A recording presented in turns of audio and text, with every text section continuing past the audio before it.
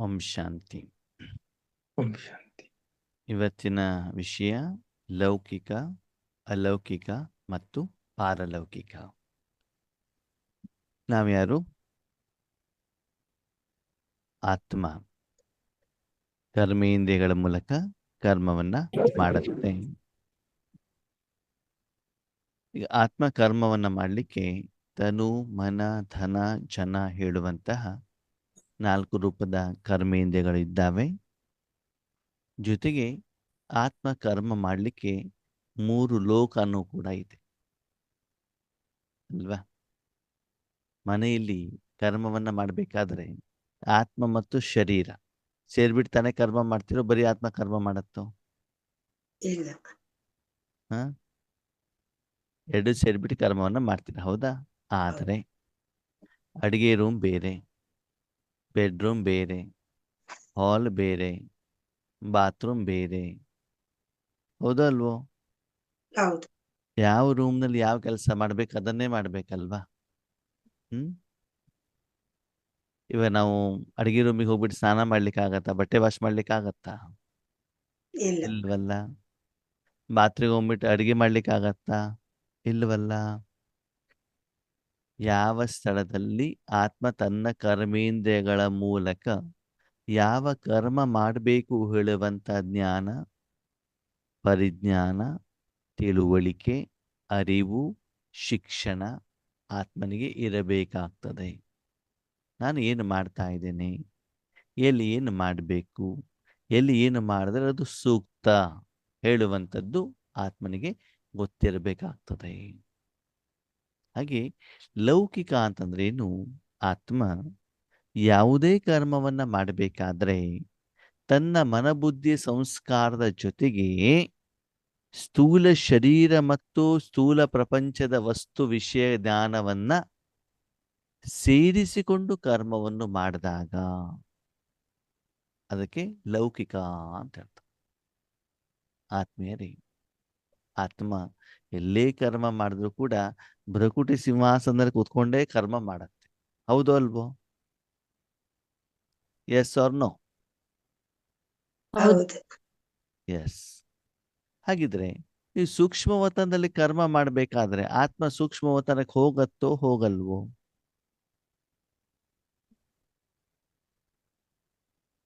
ಸೂಕ್ಷ್ಮವತನ ಇದೆಯೋ ಇಲ್ವೋ? ಇದೆ. ಇದೆ. ಅಲ್ಲೋಗ್ಬಿಟ್ಟು ನಾವು ಕರ್ಮ ಮಾಡ್ತೀವೋ ಮಾಡಲ್ವೋ? ಮಾಡ್ತೀವೋ ಮಾಡಲ್ವೋ? ಸಂಗಮ ಯುಗದಲ್ಲಿ ಮಾಡ್ತೀವಿ. ಹಾಗಿದ್ರೆ ಆತ್ಮ ಅಲ್ಲಿ ಹೋಗುತ್ತೋ ಹೋಗಲ್ವೋ? ಇದೆ. ಆ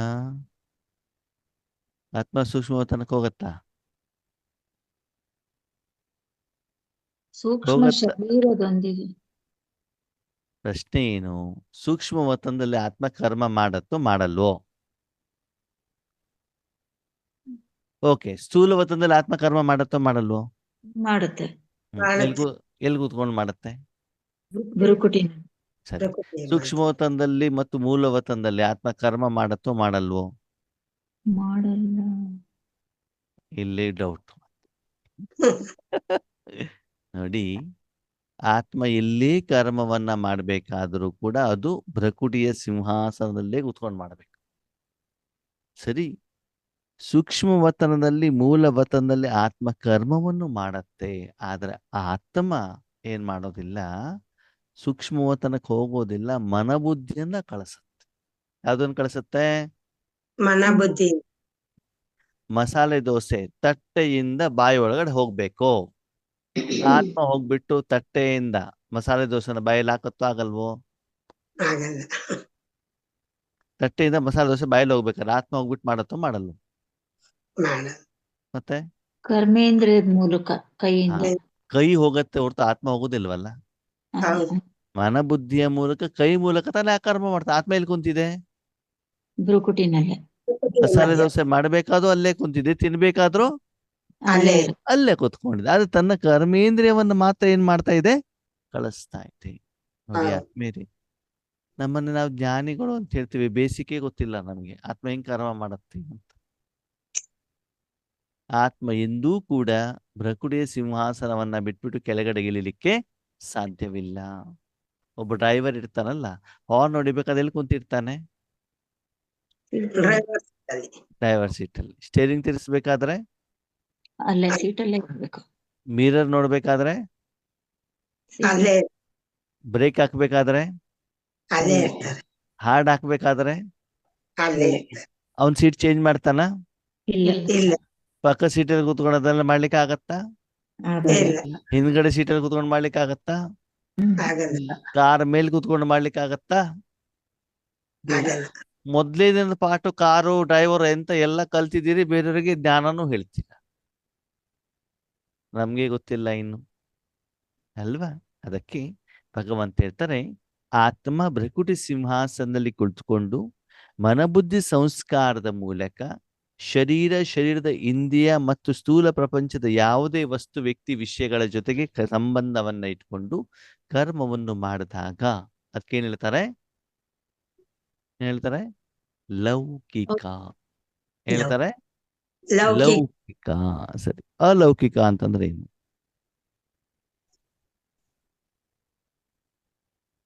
ಆತ್ಮ ಆ, ತನ್ನ ಕೇವಲ ಸೂಕ್ಷ್ಮ ಕರ್ಮೇಂದ್ರಿಯಗಳನ್ನ, ಯಾವ್ದನ್ನ? ಸೂಕ್ಷ್ಮ ಕರ್ಮ ಮನ ಬುದ್ಧಿ ಸಂಸ್ಕಾರ ಹೇಳುವಂತ ಸೂಕ್ಷ್ಮ ಕರ್ಮೇಂದ್ರಿಯವನ್ನ ಮಾತ್ರ ಉಪಯೋಗವನ್ನು ಮಾಡಿ ವಿಶೇಷವಾಗಿ ಆತ್ಮಕ್ಕೆ ಸಂಬಂಧಪಟ್ಟಂತ ಕರ್ಮವನ್ನು ಮಾಡಿದಾಗ, ಮನಬುದ್ಧಿ ಸಂಸ್ಕಾರವನ್ನ ಉಪಯೋಗ ಮಾಡಿ ವಿಶೇಷವಾಗಿ ಆತ್ಮಕ್ಕೆ ಸಂಬಂಧಪಟ್ಟಂತ ಕರ್ಮವನ್ನು ಮಾಡಿದಾಗ ಅದಕ್ಕೆ ಏನ್ ಹೇಳ್ತಾರೆ? ಅಲೌಕಿಕ. ಅಲೌಕಿಕ ಅಂದ್ರೆ ಲೌಕಿಕ ಇಲ್ಲ. ಲೌಕಿಕ ಅಂತಂದ್ರೆ ಸ್ಥೂಲ ಶರೀರ ಇಲ್ಲ, ಸ್ಥೂಲ ಪಂಚತತ್ವಗಳಿಲ್ಲ, ಸ್ಥೂಲ ಪ್ರಪಂಚ ಇಲ್ಲ, ಅದ್ರಲ್ಲಿ ಕರ್ಮ ಇದೆ. ಸೂಕ್ಷ್ಮ ಕರ್ಮೇಂದ್ರಿಯಗಳ ಮೂಲಕ ನಾವು ಕರ್ಮವನ್ನ ಮಾಡ್ತೀವಿ. ಈ ಸ್ಥೂಲ ಪ್ರಪಂಚದಲ್ಲಿ ನಾವು ಮಾಡುವಂತ ಪ್ರತಿಯೊಂದು ಕರ್ಮ ಏನಾಗತ್ತೆ? ಲೌಕಿಕ. ಮನಬುದ್ಧಿ ಸಂಸ್ಕಾರದ ಮೂಲಕ ನೀವೇನು ಪರಮಾತ್ಮನ ಹತ್ರ ಮಾತಾಡ್ತೀರಿ, ಚರ್ಚೆ ಮಾಡ್ತೀರಿ, ನಿಮ್ಮ ವಿಷಯಗಳನ್ನ ಹೇಳ್ತೀರಿ. ಓಕೆ, ಶಿವಬಾಬನ ಹತ್ರ ನೀವು ಮಾತಾಡ್ತಿರೋ ಮಾತಾಡಲ್ವೋ? ಮಾತಾಡ್ತೀರಿ, ಓಕೆ, ನಿಮ್ಮ ಕಷ್ಟಗಳನ್ನ ಬಾಬನಿಗೆ ಹೇಳ್ತಿರೋ ಹೇಳಲ್ವೋ? ಹೇಳ್ಕೊಂತೀರಿ. ಸರಿ, ಮೊಬೈಲ್ನಿಂದ ಹೇಳ್ತೀರಾ, ಪತ್ರ ಬರೆದ್ಬಿಟ್ಟು ಹೇಳ್ತೀರಾ? ಮನಸ್ಸಿನಿಂದ ಅಲ್ವಾ? ಮನಸ್ಸಿಂದ ಹೇಳ್ತೀರಾ ಅಂತ ಅಂದ್ಮೇಲೆ ಮನಸ್ಸು ಕೂಡ ಸಾಧನ ಅಲ್ವಾ? ಹೌದು ಹೌದು ತಾನೆ? ಹೌದು ಆವಾಗ ಇಲ್ಲಿ ಕರ್ಮ ನಡೀತೋ ನಡೆದಿಲ್ವೋ? ನಡೆದು ನಡೀಲಿ. ಅಲೌಕಿಕ ರೂಪದಲ್ಲಿ ನಡೆದಿದೆ. ಅದಕ್ಕಾಗಿ ಆತ್ಮ ಆಕ್ಚುಲಿ ನಾವೇನ್ ಮಾಡ್ತೀವಿ ಗೊತ್ತಾ? ಸೂಕ್ಷ್ಮ ಶರೀರ ಅಂತ ಹೇಳ್ತೀವಿ. ಸೂಕ್ಷ್ಮ ಶರೀರ ಏನು ನೋಡಿರ್ತೀರಾ ನೀವು? ಇಲ್ಲ ಇಲ್ಲ. ಸೂಕ್ಷ್ಮ ಕರ್ಮೇಂದ್ರಿಯಗಳ ಮೂಲಕ ಮಾಡುವಂತ ಕರ್ಮ ಅಲ್ವಾ? ನಾವು ಕೆಲವೊಂದ್ಸಲ ಮಾತಾಡ್ತಿದ್ವಿ, ಶರೀರದಿಂದ ಮಾತಾಡ್ತೀವಿ, ಬಾಯಿಂದ ಮಾತಾಡ್ತಿದೀವಿ ಅಂತ ಸ್ಮೃತಿ ಇರತ್ತಾ? ಇಲ್ಲ, ಮಾತಾಡ್ತಿರ್ತೀವಿ, ಅದನ್ನ ಉಪಯೋಗ ಮಾಡ್ಕೊಳ್ತಿರ್ತೀವಿ ಅಷ್ಟೇ ಅಲ್ವಾ? ಹಾಗೆ ಆತ್ಮ ಸೂಕ್ಷ್ಮ ಕರ್ಮೇಂದ್ರಿಯಗಳ ಮೂಲಕ ಸೂಕ್ಷ್ಮ ವತನದಲ್ಲಿ ಬಾಬ್ದಾದಾರವರ ಮೂಲಕನೋ ಅಥವಾ ಯಾವುದೊಂದು ಆತ್ಮಗಳ ಬಗ್ಗೆ ಮಾತನಾಡುವಂಥದ್ದು ಇರಬಹುದು. ಇದಕ್ಕೆಲ್ಲ ಯಾವುದಲ್ಲಿ ಬರ್ತದೆ? ಅಲೌಕಿಕದಲ್ಲಿ ಬರುತ್ತೆ. ಈಗ ಮೂರನೇದು ಯಾವುದು? ಪಾರಲೌಕಿಕ. ಪಾರಲೌಕಿಕ ಅಂತಂದ್ರೆ ಅಲ್ಲಿ ಸ್ಥೂಲನೂ ಇರಬಾರ್ದು, ಸೂಕ್ಷ್ಮ ಸೂಕ್ಷ್ಮನೂ ಇರಬೇಕು, ಇರಬಾರ್ದು. ಇರಬಾರ್ದು, ಇರೋದಿಲ್ಲ. ಇರ್ಬೇಕು. ಈಗ ಪರಂಧಾಮಗೆ ಪಾರಲೌಕಿಕ ಅಂದ್ರೆ ಪರಮಧಾಮದಲ್ಲಿ, ಹೌದಾ? ಲೌಕಿಕ ಸ್ಥೂಲವತನ, ಅಲೌಕಿಕ ಸೂಕ್ಷ್ಮವತನ, ಪಾರಲೌಕಿಕ ಪರಮಧಾಮ. ಸರಿ, ಪರಮಧಾಮದಲ್ಲೂ ಆತ್ಮ ಕರ್ಮ ಮಾಡಬೇಕು, ಮಾಡಬಾರ್ದು? ಮಾಡಬಾರ್ದು. ಮನಸ್ಸು ಬುದ್ಧಿಯ ಮೂಲಕ ಮಾಡಬೇಕು. ಕರ್ಮ ಮಾಡ್ದೇನೆ ಕರ್ಮದ ಫಲ ಸಿಗತ್ತಾ? ಸಿಗಲ್ಲ. ಪರಮಧಾಮಕ್ಕೆ ಯಾಕೆ ಹೋಗ್ತೀವಿ ನಾವು? ಪರಮಧಾಮಕ್ಕೆ ಯಾಕೆ ಹೋಗ್ತೀವಿ? ತಂದೆ ಜೊತೆ ಶಾಂತಿಯನ್ನ ಪಡ್ಕೊಳ್ಳಿಕ್ಕೆ, ಸುಖವನ್ನ ಪಡ್ಕೊಳ್ಳಿಕ್ಕೆ, ಆನಂದವನ್ನ ಪಡ್ಕೊಳ್ಳಿಕ್ಕೆ, ಹೌದಾ? ನೀವು ಕರ್ಮ ಮಾಡಬಾರ್ದು ಹೇಳೋದು ಒಂದು ಸರಿ ಇದೆ, ಕರ್ಮ ಮಾಡಬೇಕು ಹೇಳೋದು ಸರಿ ಇದೆ. ಎರಡೂ ಸರಿ ಇದೆ. ಯಾಕೆ ಹೇಳಿ? ಕೇಳಿ. ಇವಾಗ ಶಾಂತಿ ಯಾರಿಗ್ ಬೇಕು? ಆತ್ಮ ಆತ್ಮನಿಗೆ. ಶಾಂತಿ ಬೇಕು ಅಂತಂದ್ರೆ ಶಾಂತಿ ಪಡೆಯೋದು ಒಂದು ಕರ್ಮ, ಹೌದು ಅಲ್ವೋ? ಹೌದು. ಕರ್ಮ ಆಗ್ಬೇಕು ಅಂದ್ರೆ ಕರ್ಮೇಂದ್ರಿಯ ಉಪಯೋಗ ಮಾಡ್ಬೇಕೋ ಬೇಡವೋ? ಮಾಡ್ಬೇಕು. ಮಾಡಬೇಕು. ಕರ್ಮೇಂದ್ರಿಯ ಉಪಯೋಗ ಮಾಡದೆ ಕರ್ಮ ಆಗ್ಲಿಕ್ಕೆ ಸಾಧ್ಯ ಇಲ್ಲ. ಸಾಧ್ಯ ಅದು ಸ್ಥೂಲನೇ ಇರ್ಲಿ ಸೂಕ್ಷ್ಮನೇ ಇರ್ಲಿ ಏನೇ ಆಗ್ಲಿ, ಕರ್ಮ ಆಗ್ಬೇಕು ಅಥವಾ ಕರ್ಮದ ಫಲ ಅನುಭವ ಮಾಡ್ಬೇಕು ಅಂದ್ರೆ ಆತ್ಮನಿಗೆ ಏನ್ ಬೇಕು? ಸೂಕ್ಷ್ಮ ಶರೀರ. ಕರ್ಮೇಂದ್ರಿಯಗಳು ಬೇಕು. ಕರ್ಮೇಂದ್ರಿಯಗಳು ಬೇಕಾಗ್ತವೆ, ಹೌದಾ? ಹಾಗೇನೆ ಪರಮಧಾಮದಲ್ಲಿ ನಾನು ಶಾಂತಿಯ ಪಡಿಬೇಕು ಅಂತ ನಾನೇನ್ ಮಾಡ್ಬೇಕಾಗ್ತದೆ? ಏನ್ ಕರ್ಮ ಮಾಡ್ಬೇಕು? ಕರ್ಮ ಕರ್ಮೇಂದ್ರಿಯವನ್ನ ಯೂಸ್ ಮಾಡಬೇಕಾಗ್ತದೆ. ಮಾಡಬೇಕು. ಯಾವ ಕರ್ಮೇಂದ್ರಿಯವನ್ನ? ಸೂಕ್ಷ್ಮ ಮನಸ್ಸು, ಬುದ್ಧಿ, ಕರ್ಮೇಂದ್ರಿಯ. ಸಂಸ್ಕಾರ. ಮನಸ್ಸು. ಯಾಕಂದ್ರೆ ಅಲ್ಲಿ ಶರೀರ ಹೋಗೋದಿಲ್ಲ, ಸೂಕ್ಷ್ಮ ಶರೀರನೂ ಹೋಗೋದಿಲ್ಲ. ಆವಾಗ ಮನಸ್ಸು ಹೇಳುವಂತ ಸಾಧನವನ್ನ ಒಯ್ದು ಬಿಟ್ಟು ಎಲ್ಲಿಡ್ಬೇಕು? ಪರಮಾತ್ಮ. ಪರಮಾತ್ಮನ. ಭಾವನ. ಅದು ಪುರುಷಾರ್ಥ, ಪ್ರಯತ್ನ ಅಥವಾ ಕರ್ಮ, ಹೌದು ಅಲ್ವೋ? ಹೌದು. ಹೌದು. ಹೌದು ತಾನೆ? ಅವ್ ನೀವು ಕರ್ಮ ಮಾಡ್ತಾ ಇದ್ದೀರೋ ಇಲ್ವೋ? ಮಾಡ್ತಾ ಮಾಡ್ತಾ ಇದ್ದೇವೆ. ಹಾ, ಅಂದ್ರೆ ಇಲ್ಲಿ ಏನು ವ್ಯತ್ಯಾಸ ಆತ್ಮೇರೆ? ನಾನು ಆ ಪರಮಧಾಮದಲ್ಲಿ ಶಾಂತಿಯ ಅನುಭವ ಮಾಡಬೇಕು ಅಂತಂದ್ರೆ ಮನಸ್ಸು ಹೇಳುವಂತ ಸಾಧನವನ್ನ ಎಲ್ಲ ಕಡೆಯಿಂದ ತೆಗೆದು ಎಲ್ಲಿಡ್ಬೇಕು? ಪರಮಾತ್ಮ. ಪರಮಾತ್ಮನಲ್ಲಿ. ಪರಮಾತ್ಮನಲ್ಲಿ ಇಡಬೇಕು. ಆದರೆ ಪರಮಾತ್ಮನಲ್ಲಿ ಇಟ್ಟ ಮೇಲೆ ಶಾಂತಿ ಪಡಿಲಿಕ್ಕೆ ನೀವು ಅಲ್ಲಿ ಏನು ಎಕ್ಸ್ಟ್ರಾ ಶಾಂತಿ ರೆಡಿ ಮಾಡಬೇಕಾದ ಅವಶ್ಯಕತೆ ಇಲ್ಲ. ಹೌದು. Okay, ಈಗ ನೋಡಿ, ನಾವು ಅಡಿಗೆ ಮನೆಗೆ ಹೋಗ್ಬೇಕು. ಅಲ್ಲಿ ಹೋದ್ಮೇಲೆ ಅಲ್ಲಿ ರೆಡಿ ಇರೋದಿಲ್ವಲ್ಲ, ಅಡಿಗೆ ನಾನು ಮಾಡ್ಬೇಕಲ್ವಾ? ಮಾಡ್ಬೇಕೋ ಬೇಡವೋ? ಮಾಡ್ಬೇಕು. ಓಕೆ. ಯಾವುದೋ ಒಂದು ರೂಮಲ್ಲಿ ಹೋದ್ರಿ, ಆಲ್ರೆಡಿ AC ಇದೆ, ನೀವೇನಾದ್ರೂ ಮಾಡ್ಬೇಕಾ ಅಲ್ಲಿ? ಇಲ್ಲ.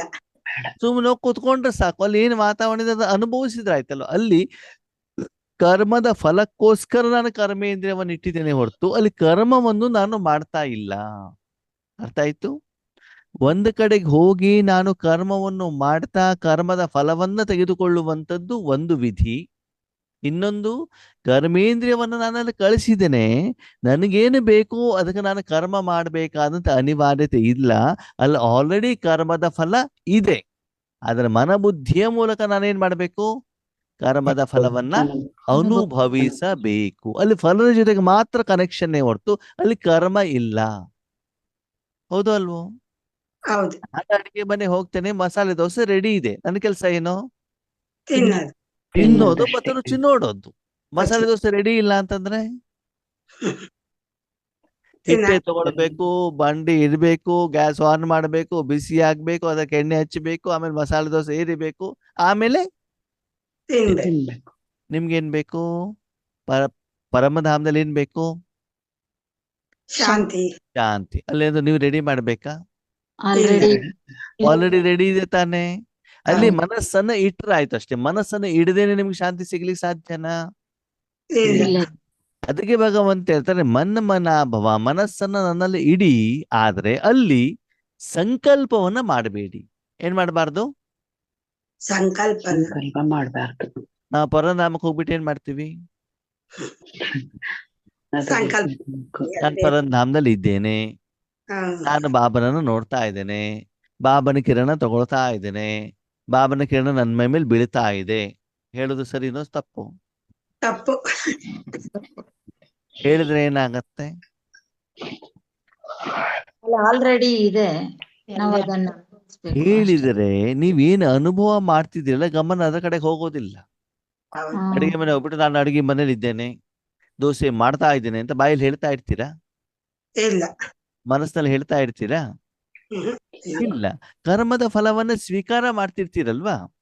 ಹೌದು. ಈಗ ಮಸಾಲೆ ದೋಸೆ ಮಾಡ್ತಾ ಮಾಡ್ತಾ ತಿನ್ನೋದು ಹೇಗಿರ್ತದೆ? ಮಾಡ ಮುಗ್ದಿದೆ, ಡೈನಿಂಗ್ ಟೇಬಲ್ ಮೇಲೆ ಕುತ್ಕೊಂಡು ಆರಾಮಾಗಿ ತಿನ್ನೋದು ಹೇಗಿರ್ತದೆ? ಅವಾಗ ಮನಸ್ಸು ಬುದ್ಧಿ ಎಲ್ಲಿ ಇರಬಾರ್ದು, ಯಾವ್ದು ಚೆನ್ನಾಗಿರ್ತದೆ? ದೋಸೆ ಚೆನ್ನಾಗಿರ್ತದೆ, ಮಸಾಲೆ ದೋಸೆ. ಡೈನಿಂಗ್ ಟೇಬಲ್ ಮೇಲೆ ಇಟ್ಟ ದೋಸೆ ಅಲ್ವಾ? ಅನುಭವ ಆಗ್ತದೆ ತಿನ್ನುವಾಗ. ಅದಕ್ಕೆ ಪರಮಧಾಮದಲ್ಲಿದ್ದಾಗ ಭಗವಂತನ ಪಾರಲೌಕಿಕ ಅಂತಂದ್ರೆ ತುಂಬಾ ದೂರದಲ್ಲಿರುವಂತ ಪರಮಾತ್ಮ ಹೇಳುವಂತ ಪರಮಪಿತನ ಜೊತೆಗೆ ನನ್ನ ಮನಬುದ್ಧಿಯನ್ನ ಜೋಡಿಸಿ ಪರಮಾತ್ಮ ನನಗೆ ಆಸ್ತಿಯನ್ನು ಏನು ಕೊಡ್ತಿದ್ದಾರೆ, ಗುಣ ಕೊಡ್ತಿದ್ದಾರೆ, ವಿಶೇಷತೆ ಕೊಡ್ತಿದ್ದಾರೆ, ನನ್ನಲ್ಲಿರುವಂತ ಏನು ಕೊಳೆಯನ್ನು ತೆಗಿತಾ ಇದ್ದಾರೆ, ಅದನ್ನ ಅನುಭವಿಸೋದಷ್ಟೇ ನನ್ನ ಕೆಲಸ. ಅದಕ್ಕೆ ಏನ್ ಹೇಳ್ತಾರೆ? ಪಾರಲೌಕಿಕ. ಈಗ ಯಾವುದಲ್ಲಿ ನಾನು ಹೆಚ್ಚಿಗೆ ಇರಬೇಕು? ಲೌಕಿಕದಲ್ಲೋ, ಅಲೌಕಿಕದಲ್ಲೋ, ಪಾರಲೌಕಿಕದಲ್ಲೋ? ಪಾರಲೌಕಿಕದಲ್ಲಿ. ಪಾರಲೌಕಿಕದಲ್ಲಿ. ನಾವ್ ಯಾವ್ದ್ರಲ್ಲಿ ಜಾಸ್ತಿ ಇರ್ತೀವಿ? ಲೌಕಿಕದಲ್ಲಿ. ಅಲ್ವಾ? ಶರೀರದ ಆಧಾರ ಇಟ್ಕೊಳ್ಳೋದು, ಶರೀರಕ್ಕೋಸ್ಕರ ಮಾಡೋದು, ಶರೀರಧಾರಿಗಳಿಗೋಸ್ಕರ ಮಾಡೋದು, ಬಿಲ್ಡಿಂಗ್ ಬೇಕು, ಅದು ಬೇಕು, ಇದು ಬೇಕು ಅಲ್ವಾ? ನೀವು ಪಾರಲೌಕಿಕದಲ್ಲಿದ್ರೆ ನಿಮ್ಗೇನು ಬೇಕು ಅದನ್ನು ಭಗವಂತ ನಿಮ್ಗೇನ್ ಮಾಡ್ತಾರೆ? ಕೊಡುತ್ತಾರೆ ನಿಮ್ಮ ಕರ್ಮದ ಫಲದ ಅನುಸಾರದಲ್ಲಿ. ಆದ್ಮೇಲೆ ನಿಜವಾದ ಸುಖ ಇರೋದು ಪಾರಲೌಕಿಕ ಪ್ರಪಂಚದಲ್ಲಿ ಅಲ್ವಾ? ಎಷ್ಟೇ ಚೆನ್ನಾಗಿರೋ ಹೋಟೆಲ್ ಇದ್ರೂ ಕೂಡ ನಮ್ಮ ಮನೆಯಲ್ಲಿ ಸಿಗುವಂತ ನಿದ್ರೆ ಬೇರೆ ಹೋಟೆಲಲ್ಲಿ ಸಿಗತ್ತಾ? ಇಲ್ಲ. ಯಾರು ಎಷ್ಟೇ ಚೆನ್ನಾಗಿ ಊಟವನ್ನ ಕೊಟ್ಟರು ಕೂಡ ಬಾಬನ್ ಮನೆಯಲ್ಲಿ, ಮಧುಬನದಲ್ಲಿ, ಬ್ರಹ್ಮ ಭೋಜನದಲ್ಲಿ ಸಿಗುವಂತ ರುಚಿ ಬೇರೆ ಎಲ್ಲಾದ್ರೂ ಸಿಗತ್ತಾ? ಇಲ್ಲ. ಯಾಕಂದ್ರೆ ಭಗವಂತ ಹೇಳೋದನ್ನ ಸೇರಿಸಿದಾರಲ್ವಾ ಅದರಲ್ಲಿ ಅಲ್ವಾ? ನೈವೇದ್ಯ, ಪ್ರಸಾದ, ದೇವಸ್ಥಾನದಲ್ಲಿ ಪ್ರಸಾದವನ್ನು ಎಷ್ಟು ಪ್ರೀತಿಯಿಂದ ನಾವು ಸ್ವೀಕಾರ ಮಾಡ್ತೀವಿ. ಅದಕ್ಕೆ ಭಗವಂತ ಏನ್ ಹೇಳ್ತಾರೆ? ಲೌಕಿಕ ಅಂತಂದ್ರೆ ಸ್ಥೂಲ ಪ್ರಪಂಚ, ಸ್ಥೂಲ ತಂದೆ ತಾಯಿಗಳು, ಅಣ್ಣ ತಮ್ಮಂದಿರು, ಸ್ಥೂಲ ಏನಿದೆ ಅದಕ್ಕೆ ಸಂಬಂಧಪಟ್ಟಿದ್ದು. ಓಕೆ. ಲೌಕಿಕ ಅಂತಂದ್ರೆ ಸೂಕ್ಷ್ಮ ಮನ ಬುದ್ಧಿ ಸಂಸ್ಕಾರ. ಸೂಕ್ಷ್ಮ ವತನದಲ್ಲಿ ಬಾಬನ ಜೊತೆಗೆ ಏನು ನೀವು ಚರ್ಚೆ ಮಾಡ್ತೀರಾ, ಮನ ಬುದ್ಧಿಯ ಮೂಲಕ ಪರಮಾತ್ಮನ ಜೊತೆಗೆ ಮಾತಾಡ್ತೀರಾ, ಬಾಬ್ ದಾದಾರವ್ರ ಜೊತೆಗೆ ನಿಮ್ಮ ಸಮಸ್ಯೆಗಳಿರ್ಬೋದು, ಕಷ್ಟಗಳಿರ್ಬೋದು, ಸೇವೆ ಬಗ್ಗೆ ಇರ್ಬೋದು, ಅದೆಲ್ಲ ಯಾವುದು? ಅಲೌಕಿಕ. ಪರಮಧಾಮದಲ್ಲಿರುವಂಥದ್ದು ಪಾರಲೌಕಿಕ. ಸರಿ, ಈಗ ರವಿ ಅಣ್ಣವರು ಒಂದು ವಿಷಯ ಹೇಳಿದ್ರು. ಏನಂತ? ಲೌಕಿಕವನ್ನ ಅಲೌಕಿಕದಲ್ಲಿ ಪರಿವರ್ತನೆ ಮಾಡಿ. ಏನ್ ಹೇಳಿದ್ರು? ಲೌಕಿಕವನ್ನ ಅಲೌಕಿಕವಾಗಿ ಪರಿವರ್ತನೆ ಮಾಡಿ. ಅದಲ್ಲಿ ಅವರು ಪಾರಲೌಕಿಕ ಅಂತ ಹೇಳಲಿಲ್ಲ. ಏನ್ ಹೇಳಿದ್ರು? ಅಲೌಕಿಕ ಅಂತ ಹೇಳಿದ್ರು. ಅಂದ್ರೆ ಏನರ್ಥ? ಲೌಕಿಕದಲ್ಲಿ ನಾವೇನ್ ಮಾಡ್ತೀವಿ? ಭಗವಂತನ ಎದುರುಗಡೆ ಹೋಗ್ಬಿಟ್ಟು ಹಣ ಬೇಕು, ಅಂತಸ್ತು ಬೇಕು, ಕೀರ್ತಿ ಬೇಕು, ಹೆಸರು ಬೇಕು, ಜಾಬ್ ಬೇಕು ಅಂತ ಕೇಳ್ತೀವೋ ಕೇಳಲ್ವೋ? ಹೇಳ್ತೀವಿ. ಹಾಗೆ ಇವತ್ತು ಬಾಬಾ ಹತ್ರ ಹೋಗ್ಬಿಟ್ಟು ಏನ್ ಕೇಳ್ಬೇಕು? ಶಾಂತಿ ಬೇಕು. ಶಾಂತಿ, ಸುಖ, ಸಂತೋಷ, ಆನಂದ, ನೆಮ್ಮದಿ, ಪ್ರೀತಿ. ಹೌದಾ? ಯಾರ್ದಾದ್ರು ನೆಂಟರ ಮನೆ ಹೋದಾಗ ನಾವೇನ್ ತಗೊಂಡ್ ಹೋಗ್ತೀವಿ? ಹಣ್ಣುಗಳು, ಸ್ವೀಟು, ಗಿಫ್ಟ್ ತಗೊಂಡ್ ಹೋಗ್ತೀವಿ. ಇವಾಗ ಏನ್ ತಗೊಂಡ್ ಹೋಗ್ಬೇಕು? ಶಾಂತಿ, ಸುಖ, ಸಂತೋಷ, ಆನಂದ, ನೆಮ್ಮದಿ ನೀವು ಮಾತ್ರ ಕೊಡ್ಲಿಕ್ಕೆ ಸಾಧ್ಯ. ಭಲೆ ಕೈಲಿ ಹಣ್ಣು ತಗೊಂಡೋದ್ರು ಕೂಡ ಅವರು ಮನೆಗೆ ಹೋದಾಗ ನೀವು ಆ ಶಾಂತಿ ವೈಬ್ರೇಷನ್ಸ್ ಅನ್ನ ಕೊಡಬೇಕಾಗ್ತದೆ. ಅದಕ್ಕಾಗಿ ಬಾಬಾ ಹೇಳ್ತಾರೆ, ಲೌಕಿಕವನ್ನು ಅಲೌಕಿಕದಲ್ಲಿ ಏನ್ ಮಾಡಿ? ಪರಿವರ್ತನೆ ಮಾಡಿ. ಮದುವೆ ಮನೆಗೆ ಹೋಗಿದ್ದೀರಾ? ಯಾಕೆ ಹೋಗಿದ್ದೀರಿ? ಶುಭ ಹಾರೈಕೆ. ಮದುವೆ ಗಂಡು ಎಷ್ಟು ಉದ್ದ ಇದ್ದಾನೆ, ಮದುವೆ ಹುಡುಗಿ ಎಷ್ಟು ಗಿಡ್ಡ ಇದ್ದಾಳೆ, ಇವಳು ಕಪ್ಪಗಿದ್ದಾಳ, ಬೆಳ್ಳಗಿದ್ದಾಳ, ಅವ್ರು ಜಾಬ್ ಮಾಡ್ತಾರಂತ, ಅವ್ರ ಅಪ್ಪ ಅಮ್ಮ ಏನ್ ಮಾಡ್ತಾರೆ, ವರದಕ್ಷಿಣೆ ಎಷ್ಟು ಕೊಟ್ಟಿದ್ದಾರೆ, ಹಾಲಿಗೆ ಬಾಡಿಗೆ ಎಷ್ಟು, ಮೊದ್ಲು ಇದೇ ತಾನೇ ಮಾಡ್ತಿದ್ವಿ. ಇವಾಗ ಯಾಕೆ ಹೋಗ್ತೀರಿ? ಇವಾಗ್ಲೂ ಇನ್ವಿಟೇಷನ್ ಬರ್ತದೆ, ಹತ್ತಿರದ ಸಂಬಂಧಿಗಳನ್ನು ಹೋಗ್ಬೇಕಾಗ್ತದೆ. ಏನ್ ಮಾಡ್ಬೇಕಲ್ಲಿ ಹೋಗ್ಬಿಟ್ಟು? ಆಶೀರ್ವಾದ ಮಾಡ್ಬೇಕು. ಕುತ್ಕೊಂಡು ವೈಬ್ರೇಷನ್ ಅನ್ನ ಕಳಿಸ್ಕೊಡಿ. ಏನ್ ಕಳಿಸ್ಕೊಡಿ? ಅಲೌಕಿಕ. ಏನ್ ಕೊಡ್ಬೇಕಲ್ಲಿ? ಭಗವಂತನ ಶಕ್ತಿಯನ್ನ ಸ್ಪ್ರೆಡ್ ಮಾಡ್ಬಿಟ್ಟು, ಬಾಬಾ ಇಷ್ಟೆಲ್ಲ ಆತ್ಮಗಳನ್ನ ಸೇರಿಸ್ಬಿಟ್ಟು ನನಗೆ ಸಂದೇಶ ಕೊಡೋದು ತುಂಬಾ ಕಷ್ಟ ಇತ್ತು, ಅವ್ರು ಸಿಗ್ತಾ ಇರ್ಲಿಲ್ಲ, ಒಂದು ಸುಂದರವಾದ ನನಗೆ ಅವಕಾಶವನ್ನ ಕೊಟ್ಟಿದೀಯಾ, ಜೊತೆಯಲ್ಲಿ ಆರ್ಕೆಸ್ಟ್ರಾ ಆಗ್ಬಿಟ್ಟು ಒಳ್ಳೆ ಹಾಡು ಕೂಡ ಕೊಟ್ಟಿದೀಯಾ, ಪಕ್ಕದವ್ರ ಹತ್ರ ಮಾತಾಡ್ಲಿಕ್ಕೆ ಆಗೋದಿಲ್ಲ ದೊಡ್ಡ ಸೌಂಡ್ ಕೊಟ್ಟಿದೀಯಾ, ತುಂಬಾ ಥ್ಯಾಂಕ್ ಯು ಅಂತ ಹೇಳ್ಬಿಟ್ಟು ಆರಾಮಾಗಿ ಕುತ್ಕೊಂಡು ಏನ್ ಮಾಡಿ? ಮನಸ್ಸಿನಿಂದ ವೈಬ್ರೇಷನ್ಸ್ ಅನ್ನ ಕೊಡಿ. ಇವಾಗ ಅಲೌಕಿಕ ಆಯ್ತು ಆಗಿಲ್ವೋ? ಇಲ್ಲ ಲೌಕಿಕದಲ್ಲಿ ಹೋದ್ರೆ ಏನಾಗತ್ತೆ ಅಂತಂದ್ರೆ, ಸೀರೆ ಚೆನ್ನಾಗಿದೆ ಅಲ್ರಿ, ಎಲ್ಲಿಂದ ತಂದ್ರಿ, ಡಿಸ್ಕೌಂಟ್ ಇದೆಯಂತ. ಇದು ಲೌಕಿಕನೋ ಅಲೌಕಿಕನೋ? ಅಂದ್ರೆ ಏನಾದ ಶರೀರಕ್ಕೆ ಏನು ಬೇಕು ಅದರ ಕಡೆ ಗಮನ ಹೋಯ್ತು ತಾನೇ. ಅಲೌಕಿಕ ಅಂತಂದ್ರೆ ಮನಬುದ್ಧಿ ಸಂಸ್ಕಾರಕ್ಕೆ ಏನು ಬೇಕು, ಏನು ಭಗವಂತನ ಶಕ್ತಿಯನ್ನ ಕೊಡಬೇಕು, ಅದಕ್ಕೆ ಅಲೌಕಿಕ ಅಂತ ಹೇಳ್ತಾನೆ ಬಾಬಾ. ಸರಿ, ನಿಮಗೆ ಪ್ರಪಂಚದಿಂದ, ವ್ಯಕ್ತಿಗಳಿಂದ ಏನೋ ಸಿಕ್ತು ಅಂತ ತಿಳ್ಕೊಳ್ಳಿ. ಏನಂತ ತಿಳ್ಕೊಳ್ಬೇಕದನ್ನ? ಯಾರೋ ಹಣವನ್ನ ಕೊಟ್ಟಿದ್ದಾರೆ, ಯಾರೋ ವಸ್ತುವನ್ನ ಕೊಟ್ಟಿದ್ದಾರೆ, ಏನಂತ ತಿಳ್ಕೊಳ್ಬೇಕು? ಇವತ್ತು ನಾನು ಈಶ್ವರಿ ಸೇವೆಯನ್ನ ಮಾಡಿರುವುದಕ್ಕೆ ಸೇವೆಯ ಫಲವನ್ನ ಭಗವಂತನಿಗೆ ಕೊಟ್ಟಿದ್ದಾರೆ. ಆವಾಗ ನಿಮ್ಗೆ ಅದು ಕರ್ಮದ ಲೆಕ್ಕಾಚಾರ ಆಗುದಿಲ್ಲ. ಓಕೆ, ಅವ್ರು ಏನು ಕೊಟ್ಟಿದ್ದಾರೋ ಅದು ಈಶ್ವರಿ ಸೇವೆ ಮಾಡಿದ ಕೊಟ್ಟಿರೋದಕ್ಕೆ ಅದನ್ನು ತಂದ್ಬಿಟ್ಟು ಭಗವಂತನ ಎದುರುಗಡೆ ಇಟ್ಬಿಡ್ಬೇಕು.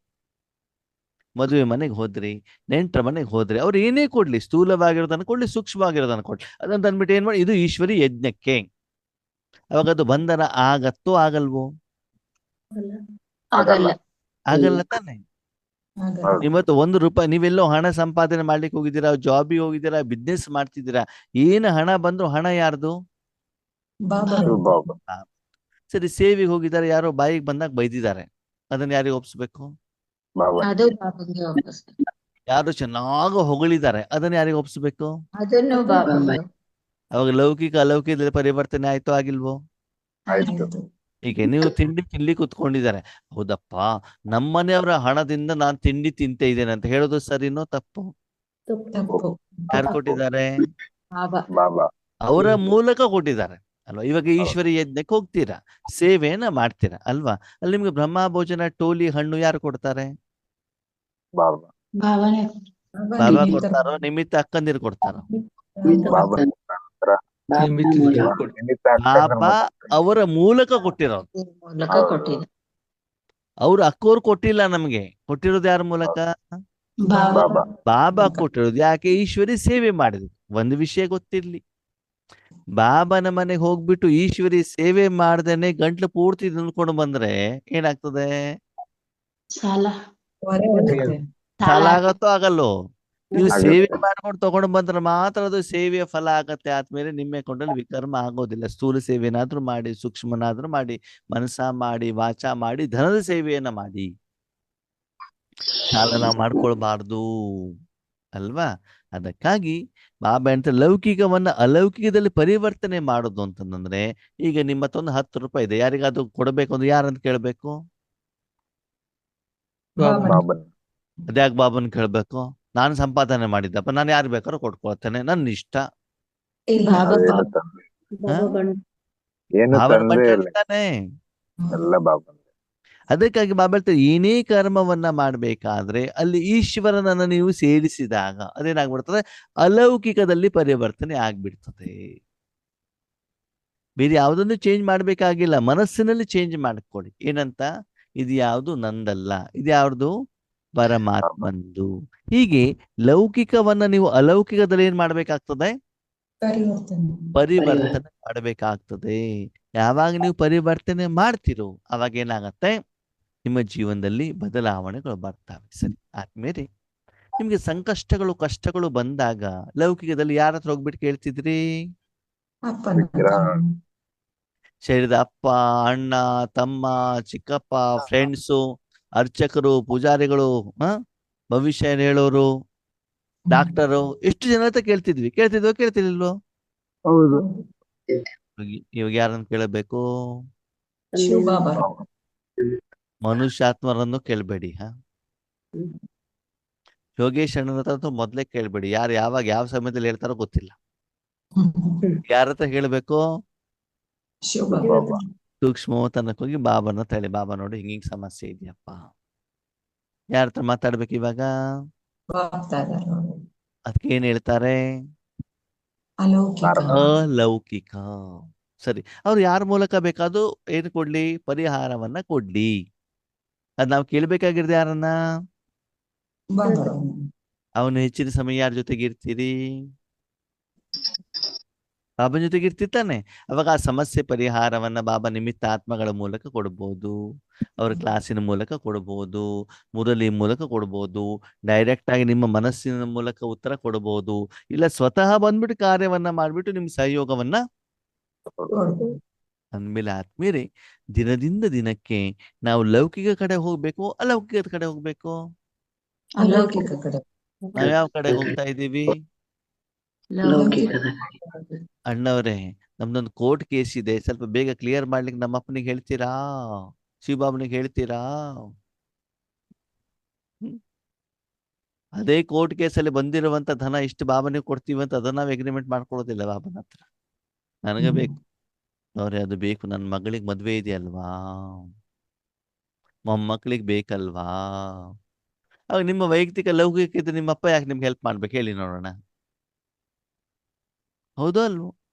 ಅದಕ್ಕಾಗಿ ಆತ್ಮೀಯರೇ, ನಿಧಾನವಾಗಿ ನಿಮ್ಮ ಜೀವನವನ್ನ ಲೌಕಿಕದಿಂದ ಅಲೌಕಿಕ, ಅಲೌಕಿಕದಿಂದ ಪಾರಲೌಕಿಕ ಆದ್ಮೇಲೆ ಯಾವ ಮನೆಯಲ್ಲಿ, ಯಾವ ಸ್ಥಳದಲ್ಲಿ ನಾನು ಹೆಚ್ಚಿನ ಸಮಯ ಇರಬೇಕು?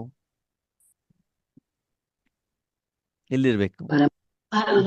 ಪಾರಲೌಕಿಕದಲ್ಲಿ ನಾವು ಹೆಚ್ಚಿನ ಸಮಯ ಇದ್ದು ಬಾಬನಿಂದ ತೆಗೆದುಕೊಂಡಿರುವಂತ ಶಕ್ತಿ ಅಂದ್ರೆ ಪೂರ್ತಿ ವಿಶ್ವಕ್ಕೆ ಏನ್ ಮಾಡ್ಬೇಕು?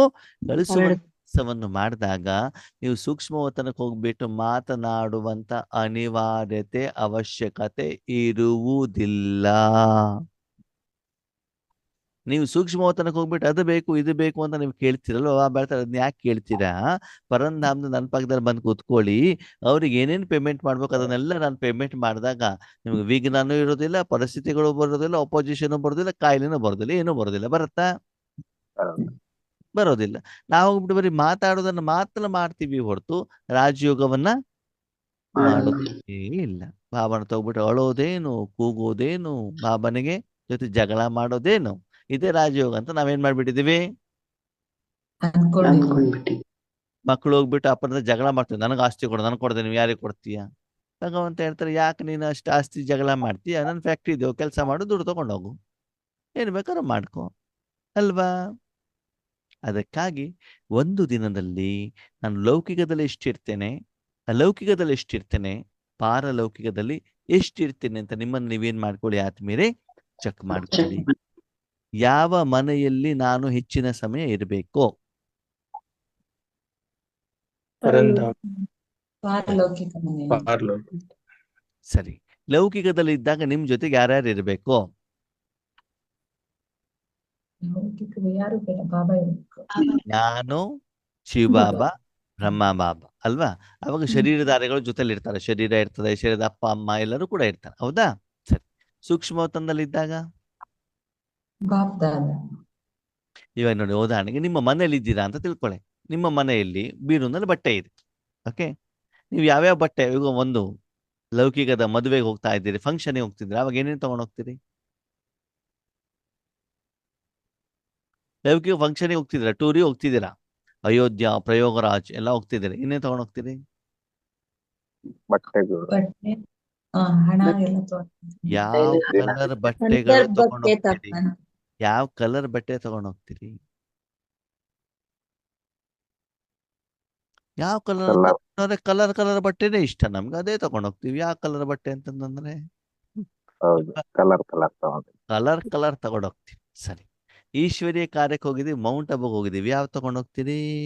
ವೈಟ್ ಮಾತ್ರ ತಗೊಂಡು ಹೋಗ್ತೀವಿ, ಉಳಿದಿದ್ದೆಲ್ಲ ಬೀರುನಲ್ಲಿ ಇರ್ತಾರೆ ತಾನೆ. ಹಾಗೆ ಲೌಕಿಕದಲ್ಲಿ ಎಲ್ಲಾ ಇರ್ತದೆ ಆತ್ಮೀಯರೇ, ಕಲರ್ ಇರ್ತದೆ, ವೈಟು ಕೂಡ ಇರ್ತದೆ, ಹೌದು ಅಲ್ವಾ? ಅದು ಸೂಕ್ಷ್ಮವತನಕ್ಕೆ ಹೋದಾಗ ವೈಟ್ ಮಾತ್ರ. ಅರ್ಥ ಆಗ್ತಿದ್ಯಾ ನಿಮ್ಗೇನು ಅಂತ? ಅಂದ್ರೆ ಬಾಬನಾದನ ಹತ್ರ ಮಾತಾಡಬೇಕಾದ್ರೆ ಆತ್ಮಕ್ಕೆ ಸಂಬಂಧಪಟ್ಟದ ವಿಷಯಗಳನ್ನ ಮಾತ್ರ ಮಾತಾಡಬೇಕು ಹೊರತು ಶರೀರಕ್ಕೆ ಸಂಬಂಧಪಟ್ಟಿದ ಏನ್ ಮಾಡಬಾರ್ದು, ಮಾತಾಡ್ಬಾರ್ದು. ಅದನ್ನ ಏನ್ ಮಾಡ್ಬೇಕು? ಇಲ್ಲೇ ಬಾಬನ ಒಂದು ಪ್ರಶ್ನೆ, ಮಕ್ಕಳೇ, ಅಡಿಗೆ ಮನೆಗೆ ಹೋಗ್ಬೇಕಾದ್ರೆ ಬಾತ್ರೂಮಿನ ಬಕೆಟು, ಜಗ್ಗು, ಸೋಪು, ಬ್ರಷ್ ಎಲ್ಲ ತಗೊಂಡು ಹೋಗ್ತಿರಲ್ವಾ ಅಡಿಗೆ ಮಾಡ್ಲಿಕ್ಕೆ? ಇಲ್ಲ. ಯಾಕೆ?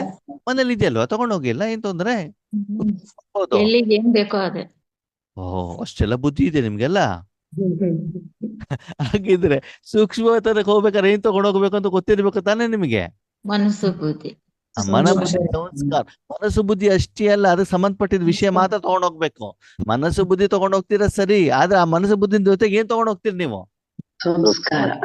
ಟೂರಿಗೆ ಹೋಗ್ಬೇಕಾದ್ರೆ ಬ್ಯಾಗ್ ತಗೊಂಡು ಹೋಗ್ಬೇಕು, ಗೊತ್ತಾ? ಅದು ಬ್ಯಾಗ್ ಒಳಗಡೆಗೆ ಏನಿದೆ? ಸರಿ. ವಾಪಸ್ ಬರ್ಬೇಕಾದ್ರೆ ಬ್ಯಾಗ್ ಒಳಗಡೆಗೆ ಏನಿದೆ ಅದು ಇಂಪಾರ್ಟೆಂಟ್. ಮೌಂಟ್ ಅಬು ಹೋಗ್ಬೇಕಾದ್ರೆ ಒಂದೇ ಬ್ಯಾಗ್ ಇರ್ತದೆ, ಬರ್ಬೇಕಾದ್ರೆ 3 ಬ್ಯಾಗ್ ಇರ್ತದೆ. ಕಾರಣ, ಮಗನಿಗೆ ಒಂದು ಶೇಟರು, ಮೊಮ್ಮಗನಿಗೆ ಒಂದು ಸ್ವೇಟರು, ಅವರಿಗೆ ಜೀರಿಗೆ ಅಂತೆ, ಇವರಿಗೆ ಇನ್ನೊಂದಂತೆ, ಮಗದ ಎಲ್ಲಾ ಲೌಕಿಕ ಸಂಬಂಧಪಟ್ಟಿದ್ದೇ ಬರ್ತದೆ ಹೊರತು ಕೀ ಚೈನ್ ಇಲ್ಲ, ಸ್ಟಿಕರ್ ಇಲ್ಲ, ಪೆನ್ ಇಲ್ಲ, ಪುಸ್ತಕ ಅಂತ ಇಲ್ಲವೇ ಇಲ್ಲ. 3 ಚೀಲ. ನಾವೆಲ್ಲ ಬಾಬನ್ ಮಕ್ಕಳಲ್ವ, ಎಷ್ಟು ಒಳ್ಳೆಯವರು. ಎಲ್ಲಿಗೆ ಹೋಗಿದ್ವಿ? ಮೌಂಟ್ ಅಬು ಟೂರಿಗೆ ಹೋಗಿದ್ವಿ ಅಲ್ವಾ? ನಿಮ್ಮನ್ನು ನೀವು ಚೆಕ್ ಮಾಡ್ಕೊಳ್ಳಿ ಆತ್ಮೀಯರೇ, ನಾವೇನು ಮಾಡ್ತಾ ಇದ್ದೀವಿ, ಎಷ್ಟು ಸಮಯವನ್ನ, ಎಷ್ಟು ಖರ್ಚನ್ನ, ಎಷ್ಟು ಹಣವನ್ನ ವೇಸ್ಟ್ ಮಾಡ್ತಾ ಇದ್ದೀವಿ, ಇದೆಲ್ಲ ಸರಿನಾ? ಮಾತೇ ಆಡೋದಿಲ್ಲ. ಯಾಕೆ ಮಾಡ್ತಾ ಇರ್ತಾರೆ ಮೋಸ್ಟ್ಲಿ ಸರಿ. ಮಾತಾಡೋದಿಲ್ಲ. ಸರಿ ಇಲ್ಲ. ಅಲ್ಲೋದಾಗ ಮಕ್ಕಳಿಗೆ ಮೊಮ್ಮಕ್ಕಳಿಗೆ ಶಾಂತಿ ತಗೊಂಡೋಗ್ಬೇಕು ಹೇಳುವಂಥದ್ದು ಮನಸ್ಸಿನಲ್ಲಿ ಇರೋದಿಲ್ಲ. ಸ್ಥೂಲವಾಗಿ ಶರೀರಕ್ಕೆ ಏನ್ ಬೇಕು ಅದನ್ನೇ ತಗೊಂಡು ಹೋಗ್ಬೇಕು ಅಂತ ಮನಸ್ಸಿನಲ್ಲಿ ಇರ್ತದೆ. ಆದ್ಮೇಲೆ ಇದೆಲ್ಲ ಸೂಕ್ಷ್ಮತೆಯನ್ನು ನೀವು ಎಲ್ಲಿವರೆಗೆ ಚೇಂಜ್ ಮಾಡ್ಕೊಳ್ಳೋದಿಲ್ವೋ ಅಲ್ಲಿವರೆಗೆ ನೀವು ಭಗವಂತನ ಹತ್ರ ಇರ್ಲಿಕ್ಕೆ ಸಾಧ್ಯವಿಲ್ಲ. ಭಗವಂತ ತುಂಬಾ ಕ್ಲೋಸ್ ಆಗಿ ನಿಮ್ಮನ್ನ ಪ್ರೀತಿ ಮಾಡೋದಿಲ್ಲ. ಆದ್ಮೇಲೆ ಗೊತ್ತಿರಲಿ. ಅದಕ್ಕಾಗಿ ಲೌಕಿಕ ಅಂತಂದ್ರೆ ಸ್ಥೂಲ, ಅಲೌಕಿಕ ಅಂತಂದ್ರೆ ಸೂಕ್ಷ್ಮ, ಪಾರಲೌಕಿಕದ ಸೂಕ್ಷ್ಮದಲ್ಲಿ ಸೂಕ್ಷ್ಮ. ಅಲ್ಲಿ ಮನಬುದ್ಧಿಯಿಂದನೂ ಕೂಡ ಸಂಕಲ್ಪವನ್ನಾಗ್ಲಿ ನೋಟವನ್ನಾಗ್ಲಿ ಏನು ಮಾಡುವಂಗಿಲ್ಲ. ಕೇವಲ ಏನ್ ಮಾಡೋದು? ಅನುಭವ. ಅಷ್ಟೇ. ಅರ್ಥ ಆಗ್ತಾ ಇದೆಯಾ? ಇವತ್ತು ತಾಯಿಯ ಮಡಿಲಲ್ಲಿ ಹೋದಾಗ ತಾಯಿ ಏನೇನೋ ನಮ್ಗೆ ಆಸ್ತಿಯನ್ನ ಕೊಡ್ತಾರೆ, ಅದು ಸ್ಥೂಲ. ಓಕೆನಾ?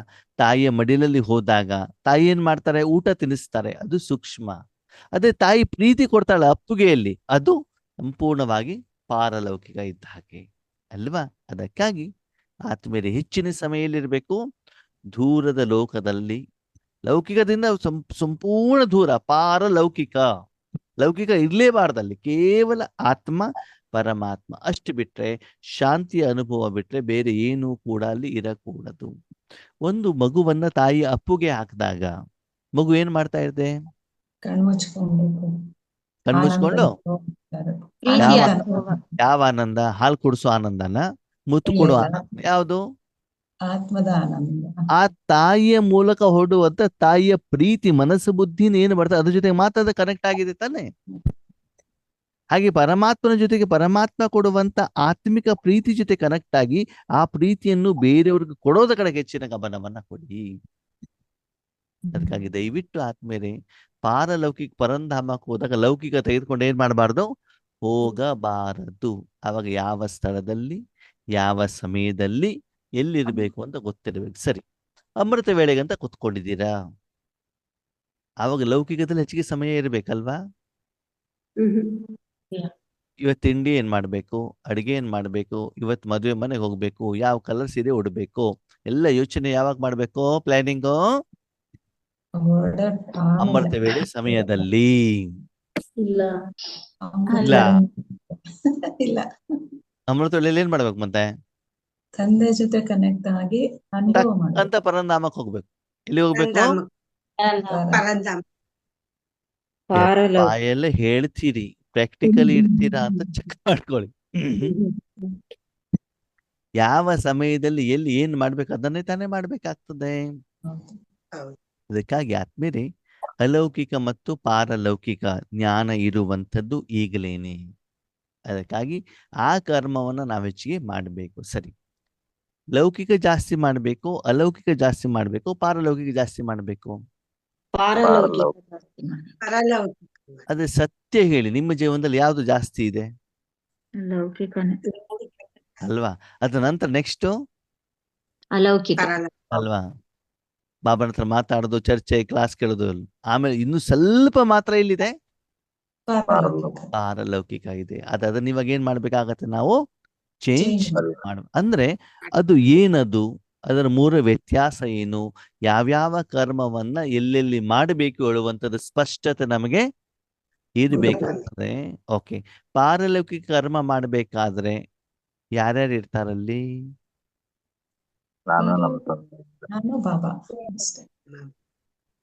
ನಾನು ಮತ್ತು ಬಾಬಾ. ಬಾಬನಕ್ಕಿಂತ ಮೇನು ಸಪ್ತಗುಣಗಳು ಮಾತ್ರ, ಅಷ್ಟೇ. ಮನ ಬುದ್ಧಿ ಮತ್ತು ಆ ಸಪ್ತಗುಣಗಳ ಮಾತ್ರ ಇರಬೇಕು ಹೊರತು ಬೇರೆಯವ್ರಿಗೆ ಅಲ್ಲೇನಿಲ್ಲ ಅವಕಾಶ ಇರಕೂಡದು.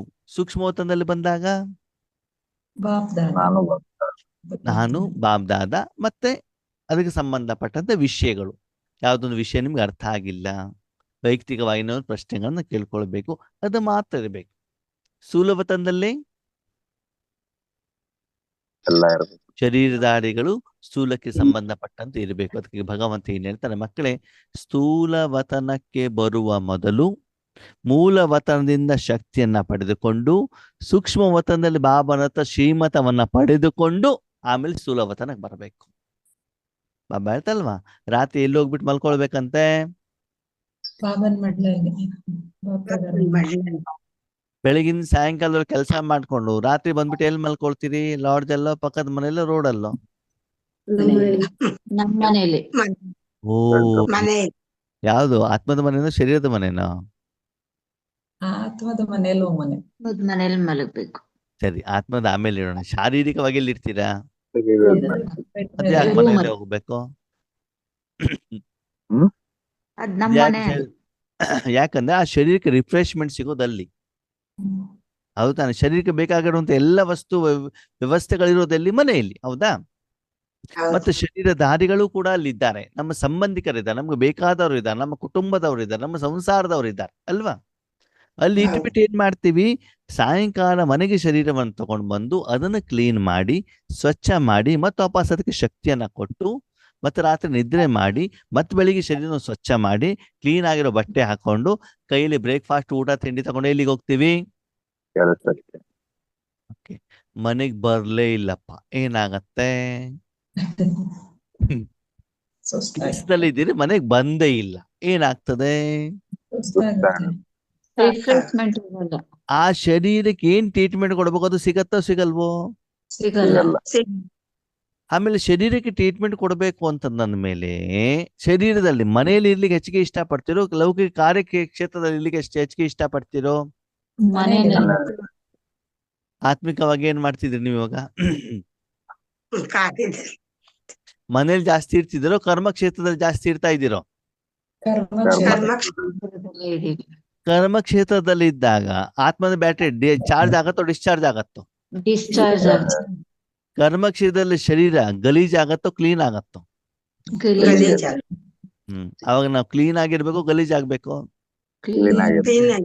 ಅವಾಗ ದಿನದಲ್ಲಿ ಎಲ್ಲಿ ಇರ್ತೀನಿ ಅಂತ ಸ್ವಲ್ಪ ಯೋಚನೆ ಮಾಡಿ. ಸರಿ, ಪರಮಧಾಮದಲ್ಲಿ ಎಷ್ಟೊತ್ತಿರ್ಬೇಕು ನಾನು? ಯಾಕಿರ್ಬೇಕು? ಹೆಚ್ಚು ಸಮಯ ಯಾಕೆಂದ್ರೆ ಪಾಪದಿಂದ ಗುಣಶಕ್ತಿ ತುಂಬಿಸ್ಕೋಬೇಕು. ಭಗವಂತ ಏನ್ ಹೇಳ್ತಾರೆ? 8 ಗಂಟೆ ಲೌಕಿಕ ಕೆಲಸ ಮಾಡಿದ್ರೆ 16 ಗಂಟೆ ಎಲ್ಲಿ ಇರ್ತೀರಿ? ಮನೇಲಿ ಇರ್ತೀರಿ, ಹೌದಾ? ಶಾರೀರಿಕವಾಗಿ 8 ಗಂಟೆ ಶಾರೀರಿಕ ಕೆಲಸ ಹೊರಗಡೆ ಮಾಡಿದ್ರೆ 16 ಗಂಟೆಗೆ ಎಲ್ಲಿ ಇರ್ತೀರಾ? ಮನೆಯಲ್ಲಿ, ಹೌದಾ? ಅವಾಗ 8 ಗಂಟೆ ಮಾಡಿರೋದನ್ನ ಸರಿ ಮಾಡ್ಲಿಕ್ಕೆ ನಿಮ್ಗೆ ಎಷ್ಟು ಗಂಟೆ ಬೇಕು ಇಲ್ಲಿ? 16 ಗಂಟೆ. ಈಗ ಪರಂಧಾಮ ಗೊತ್ತಿರೋದು ಈಗ, ಜ್ಞಾನ ಇರೋದು ಈಗ, ಕರ್ಮ ಮಾಡ್ತಾ ಇರೋದು ಈಗ. ಈಗ ಪರಮಧಾಮದಲ್ಲಿ ಎಷ್ಟೊತ್ತು ನೀವಿರ್ಬೇಕು? 8 ಗಂಟೆ ಅಂತ ಬಾಬಾ ಹೇಳ್ತಾರೆ. 5000 ವರ್ಷದ ಕೊಳೆ ತೆಗಿಬೇಕು ಅಂತ ಎಷ್ಟೊತ್ತಿರ್ಬೇಕು ಅಂತ ನೀವೇ ನಿರ್ಣಯ ಮಾಡಿ. 8 ಗಂಟೆ ಕೊಳೆ ಕ್ಲಿಯರ್ ಮಾಡ್ಲಿಕ್ಕೆ 16 ಗಂಟೆ ನಾನು ಇರ್ಬೇಕಾದ್ರೆ 5000 ವರ್ಷದ ಕೊಳೆ ತೆಗಿಬೇಕು ಅಂತ ನಾನು ಎಷ್ಟೊತ್ತಿರ್ಬೇಕಾಯ್ತು? ಯಾವ್ಯಾವಾಗ ಇರ್ಬೇಕು? ಓಕೆ, ಅಲ್ಲಿ ಇದ್ದ ಮೇಲೆ ಆ ಕೆಲಸ ಮಾಡ್ತಿದ್ರು ಚೆಕ್ ಮಾಡ್ಕೊಳ್ಳಿ. ಇನ್ನು ಕೆಲವೊಬ್ರು ಏನ್ ಮಾಡ್ತಾರೆ, ಲೌಕಿಕ ಮನೆಗೆ ಬರ್ತಾರೆ, ಅದೇ ವರ್ಕ್ ಫ್ರಮ್ ಹೋಮ್ ಅಂತ ಬಿಟ್ಟು ಆಫೀಸಿಂದ ಎಲ್ಲ ತಗೊಂಡ್ ಬಂದ್ಬಿಟ್ಟು ಕೆಲಸ ಮಾಡ್ತಾ ಇರ್ತಾರೆ. ನಮ್ ಕೆಲ್ಸನೂ ಅದೇನೆ, ಪರಂಧಾಮಕ್ಕೆ ಹೋಗಿರ್ತೀವಿ, ಅಲ್ಲಿ ಹೋದಾಗ ಮಾಡೋ ಕೆಲಸ ಏನು? ನಮ್ದು ವರ್ಕ್ ಫ್ರಮ್ ಹೋಮ್ ನಡೀತಾ ಇದೆ, ಹೌದು ತಾನೆ? ಲೌಕಿಕತೆ ತಾನೇ ತಗೊಂಡು ಹೋಗ್ತೀವಿ, ಅಲ್ಲಿ ಏನ್ ಕೆಲಸ ಮಾಡೋದಿಲ್ವಲ್ಲ. ಅದಕ್ಕಾಗಿ ಆತ್ಮೀಯರೇ, ದಯವಿಟ್ಟು ಇದರ ವ್ಯತ್ಯಾಸವನ್ನು ತಿಳ್ಕೊಳ್ಳಿ. ಎಲ್ಲಿ ಏನ್ ಮಾಡ್ಬೇಕು, ಎಲ್ಲಿ ಸಮಯದ ಅನುಸಾರ ಹೆಚ್ಚಿನ ಸಮಯವನ್ನು ನಾವು ಕಳಿಬೇಕು. ನಮಗೆ ಪಾರಲೌಕಿಕ ತಂದೆ ಸಿಕ್ಕಿದ ಅಂತ ಅವ್ರ ಜೊತೆಗೆ ಹೆಚ್ಚಿಗೆ ಸಮಯ ಕಳಿಬೇಕು, ಅಲೌಕಿಕ ಜೊತೆ ಕಳಿಬೇಕು. ಲೌಕಿಕ ತಂದೆ ಜೊತೆ ತಗೊಂಡು ಆಸ್ತಿ ಪಾಸ್ತಿ ಜಗಳ ಮಾಡಿ ಕೋರ್ಟಿ ಕೇಸ್ ಆಗ್ಬಿಟ್ಟು ಈ ತಂದೆಯಿಂದ ಆಸ್ತಿ ತಗೊಳ್ಳಿಕ್ಕೆ ಗಮನವನ್ನ ಕೊಡಬೇಕು ಅಂತ ಏನ್ ಮಾಡ್ಕೊಳ್ಳಿ ಆದ್ಮೇಲೆ ಯೋಚನೆಯನ್ನ ಮಾಡಿ, ಚಿಂತನೆಯನ್ನ ಮಾಡಿ. ಅದಕ್ಕಾಗಿ ಲೌಕಿಕಕ್ಕೆ ಬಂದ್ರೂ ಕೂಡ ಪಾರಲೌಕಿಕ ಶಕ್ತಿಯನ್ನು ಧಾರಣೆ ಮಾಡಿಕೊಂಡು ಅವನ ಜೊತೆಲಿ ಕರ್ಕೊಂಡು ಬನ್ನಿ. ಎಲ್ಲಿಗೆ? ಲೌಕಿಕಕ್ಕೆ. ಹೆಣ್ಣು ಮಕ್ಕಳು ಮನೆಯಿಂದ ಹೊರಗಡೆ ಹೋಗ್ಬೇಕಾದ್ರೆ ಒಬ್ಬರೇ ಹೋದ್ರೆ ಹೇಗಿರ್ತದೆ, ಜೊತೆಲಿ ಪತಿನೋ ಅಪ್ಪ ಅಮ್ಮನ ಕರ್ಕೊಂಡ್ರೆ ಹೇಗಿರ್ತದೆ? ಸೇಫ್ಟಿ ಯಾವುದು? ಜೊತೆ ಕರ್ಕೊಂಡು ಹೋಗೋದು ಸೇಫ್ಟಿ. ಕರ್ಕೊಂಡು ಹೋಗೋದು ಸೇಫ್ಟಿ. ಒಬ್ಬರೇ ಹೋದ್ರೆ ಏನಾಗ್ತದೆ? ಭಯ ಇರುತ್ತೆ. ಜನ ನಿಂದನೆ ಮಾಡ್ತಾರೆ, ಟೀಸ್ ಮಾಡ್ತಾರೆ ಅಲ್ವಾ? ಅವಹೇಳನೆ ಮಾಡ್ತಾರೆ, ನಿಂದನೆ ಮಾಡ್ತಾರೆ ಅಲ್ವಾ? ನಾಯಿಗಳು ಬರ್ಬಹುದು, ಏನ್ ಬೇಕಾದ್ರೂ ಆಗ್ಬಹುದು ಅಲ್ವಾ? ಅಲ್ಲಿ ರಕ್ಷಣೆ ಅಂತ ಇರ್ತದಲ್ವಾ ಜೊತೆಲಿ ಒಬ್ರು ಇದ್ದಾಗ. ಅವಾಗ ನಿಮ್ ಜೊತೆಗೆ ಒಬ್ರು ಇದ್ದಾರಂತ ನಿಮ್ಮನ್ನ ನೋಡುವಂತ ದೃಷ್ಟಿಕೋನನೇ ಅವ್ರದ್ದು ಏನಾಗ್ಬಿಡ್ತದೆ? ಚೇಂಜ್ ಆಗ್ಬಿಡ್ತದೆ. ಹಾಗೆ ಆತ್ಮೀಯರೇ, ನಾವು ಪರಂಧಾಮದಲ್ಲಿ ಕೆಳಗಡೆ ಬರ್ಬೇಕಾದ್ರೆ ಒಬ್ಬರೇ ಬರ್ಬೇಕು, ಬಾಬನ್ ಜೊತೆಲಿ ಇಟ್ಕೊಂಡು ಬರ್ಬೇಕು. ಬರ್ಬೇಕು. ಅದಕ್ಕಾಗಿ ಬಾಬಾನನ್ನು ಎಂದೂ ಕೂಡ ಏನ್ ಮಾಡಬಾರ್ದು, ಬಿಡಬಾರ್ದು. ಜ್ಞಾನ ತುಂಬಾ ಚೆನ್ನಾಗಿದೆ ಅಂತ ಒಬ್ಬರೇ ಇರಬೇಡಿ, ಮಾಯೆ ಎಲ್ಲಿಂದ ಹೆಂಗೆ ಬರ್ತದೆ ಅಂತ ಗೊತ್ತಾಗೋದಿಲ್ಲ. ಅದಕ್ಕಾಗಿ ಪ್ರತಿದಿನ ನಿಮ್ಮ ಮನಸ್ಸನ್ನ ಚೆಕ್ ಮಾಡ್ಕೊಳ್ಳಿ. ನಾನು ಲೌಕಿಕದಲ್ಲಿದ್ದೇನಾ, ಅಲೌಕಿಕದಲ್ಲಿದ್ದೇನಾ, ಪಾರಲೌಕಿಕದಲ್ಲಿದ್ದೇನಾ? ಅಂದ್ರೆ ಆತ್ಮ, ಅನಬುದ್ಧಿ, ಸಂಸ್ಕಾರ, ಶಾಂತಿ, ಸುಖ, ಸಂತೋಷ, ಆನಂದ, ನೆಮ್ಮದಿಯನ್ನು ನಾನು ಪಡ್ಕೊಳ್ಬೇಕು, ಬೇರೆಯವ್ರು ಕೊಡಬೇಕು ಅನ್ನುವಂಥ ಮನೋಭಾವ ಇದ್ರೆ ನೀವೇ ಯಾವ್ದಲ್ಲಿದ್ದೀರಿ? ಪಾರಲೌಕಿಕದಲ್ಲಿದ್ದೀರಿ. ನನಗೆ ಆಸ್ತಿ ಬೇಕು, ಬಂಗಾರ ಬೇಕು, ಒಡವೆ ಬೇಕು ಅಂತ ನೀವು ಯಾವ್ದಲ್ಲಿದ್ದೀರಿ? ಲೌಕಿಕದಲ್ಲಿ. ಅದಕ್ಕಾಗಿ ನಿಮ್ಮನ್ನು ನೀವು ಚೆಕ್ ಮಾಡ್ಕೊಳ್ಳಿ. ಶರೀರಕ್ಕೆ ಬೇಕಾಗಿರೋದ್ರ ಬಗ್ಗೆ ನೀವು ಚಿಂತನೆಯನ್ನ ಮಾಡ್ತೀರಿ, ಅದು ಲೌಕಿಕ. ಆತ್ಮಕ್ಕೆ ಬೇಕಾಗಿರೋದನ್ನ ಚಿಂತನೆ ಮತ್ತು ಕರ್ಮವನ್ನ ಮಾಡ್ತೀರಾ, ಅದು ಅಲೌಕಿಕ. ಆತ್ಮಕ್ಕೆ ಬೇಕಾಗಿರೋದನ್ನ ಪಡೆದುಕೊಳ್ಳುವಂತ ಸ್ಥಳ ಯಾವುದು? ಪರಮಧಾಮ. ಅಂದ್ರೆ ಬರೀ ಬಾಬಾನ ಹತ್ರ ಮಾತಾಡ್ತಾನೆ ಇರ್ತೀರೋ ಅಥವಾ ಆಕ್ಚುಲಿ ಕೆಲಸ ಮಾಡ್ತಿರೋ ಅಂತ ಬಾಬಾ ಕೇಳ್ತಾರೆ. ಓಕೆನಾ? ಅಚ್ಚಾ. ಓಂ ಶಾಂತಿ.